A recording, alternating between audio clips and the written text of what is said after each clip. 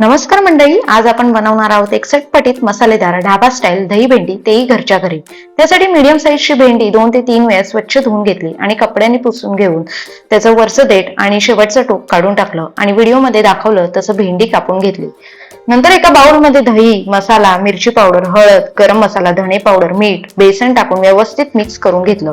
एका पॅन मध्ये तेल घेऊन ते गरम झाल्यावर त्यात मिरची आणि कापलेली भेंडी टाकून त्यात मीठ आणि लिंबू रस टाकून परतवून घेतली। नंतर कढईमध्ये मोहरी, तेल गरम झाल्यावर त्यात जिरं, हिंग, बारीक चिरलेला कांदा, आलं, लसूण, हिरवी मिरची टाकून गोल्डन ब्राऊन झाल्यावर दह्याचं बॅटर टाकून त्यात थोडं गरम पाणी टाकून व्हिडिओमध्ये दाखवली तशी कन्सिस्टन्सी झाली पाहिजे। एक उकळीनंतर त्यात कसुरी मेथी, साखर आणि परतवलेली भेंडी टाकून मिक्स करायचा आणि हिरवीगार चिरलेली कोथिंबीर टाकून दही भेंडी सर्व्ह करायची। मंडळी, डिटेल रेसिपी आपल्या YouTube चॅनलवर अपलोड झालेली आहे।